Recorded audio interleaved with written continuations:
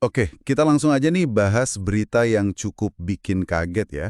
Starlink, layanan internet satelitnya Elon Musk, tiba-tiba stop nerima pelanggan baru di Indonesia. Ini ada apa sebenarnya?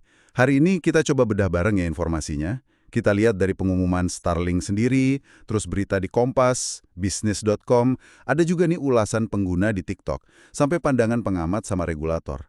Kita coba pahami deh kenapa begini dan dampaknya buat Anda ya, terutama yang ngikutin soal internet di sini. Singkat aja, kita cari intinya. Iya, ini menarik banget sih. Gimana ceritanya layanan yang baru sekitar setahun lah ya jalan di sini, kok tiba-tiba bilang kapasitasnya penuh? Padahal Indonesia kan gede banget, kepulauan lagi. Jadi langsung muncul pertanyaan soal, permintaannya segimana sih? Terus infrastrukturnya siap nggak? Dan pastinya soal persaingan juga. Itu, Starlink nulis gini, layanan Starlink saat ini tidak tersedia untuk pelanggan baru di wilayah Anda, karena kapasitas yang terjual habis di seluruh Indonesia. Gitu katanya. Ini infonya dari Kompas sama situs Starlink ya.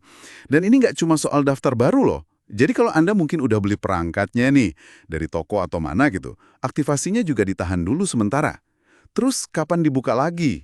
Nah, ini dia. Belum ada tanggal pastinya. Cuma bilang lagi koordinasi sama pihak lokal. Jadi ya paling bisa masuk waiting list dulu pakai deposit. Utama yang mereka kasih sih, ya itu tadi, buat jaga kualitas layanan pelanggan yang udah ada. Kan percuma juga kalau nambah terus tapi koneksinya jadi jelek gitu kan. Masuk akal sih sebenarnya. Tapi ini memang agak bikin mikir juga ya. Soalnya kalau kita lihat data dari ATSI yang dikutip bisnis.com, kapasitas throughput per satelit Starlink itu kan katanya gede banget, 23,7 terabit per detik. Itu jauh di atas pesaing LEO lain. Jadi status penuh ini mungkin nggak cuma karena permintaannya meledak, tapi bisa jadi juga karena sebaran kapasitasnya belum rata atau mungkin infrastruktur di daratnya kayak gateway-nya gitu belum cukup banyak buat ngelayanin semua area. Ya juga ya. Padahal kan launchingnya Mei 2024 di Bali lumayan heboh tuh. Ada Elon Musk langsung. Terus fokus awalnya kan katanya mau bantu Kemenkes buat area terpencil, Vaskes gitu kan. Baru setahun udah begini. Padahal izin visetnya udah ada dari Kominfo sebelum launching. Jadi agak kontras ya sama gembar-gembor awalnya. Apa pasarnya Indonesia lebih rumit dari perkiraan? Dampaknya ini macam-macam sih.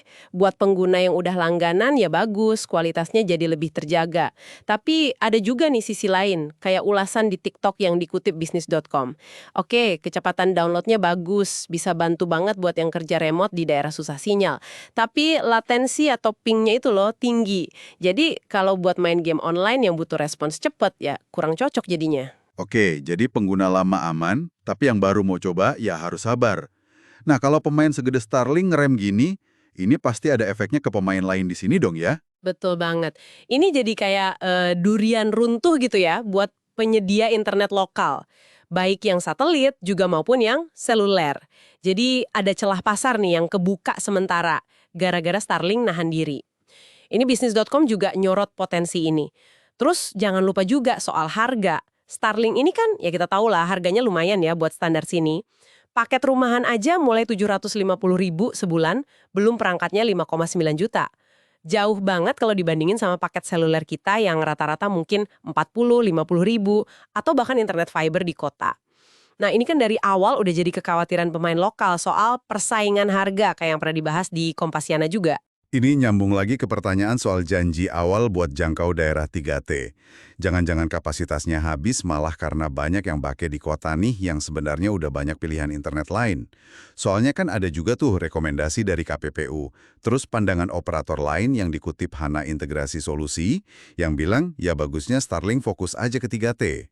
Di sana kan teknologi satelit lebih unggul daripada narik kabel fiber. Tentu, pemerintah lewat Kominfo juga pasti terus mantau soal regulasi.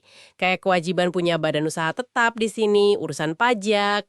Terus yang penting juga perlindungan data pengguna. Semuanya kan harus ikut aturan main sesuai Permen Kominfo nomor 3 tahun 2021 soal penggunaan frekuensi satelit itu. Nah, ada satu lagi nih potensi yang disebut ASI, Asosiasi Satelit Indonesia. Dikutip bisnis.com juga. Ya, hukum ekonomi dasar lah, supply and demand. Permintaan tinggi tapi supply sekarang dibatasi. Bukan nggak mungkin nanti pas dibuka lagi harganya bisa jadi naik. Oke, jadi kalau kita rangkum nih ya, Intinya Starlink lagi ngerem dulu di Indonesia karena kapasitas penuh. Langkah ini bagus buat jaga kualitas pelanggan lama, tapi ya nutup pintu buat yang baru mau masuk untuk sementara ini. Dampaknya jadi banyak. Kualitas user lama kejaga, pemain lokal dapat angin segar, tapi muncul juga pertanyaan soal komitmen ketiga T dibanding serapan di kota. Iya, betul. Dan ini mungkin ninggalin satu pertanyaan menarik ya buat Anda pikirkan. Keterbatasan kapasitas Starlink ini walaupun mungkin cuma sementara nih, jangan-jangan malah jadi pemicu buat pemain internet lokal kita buat lebih inovatif lagi.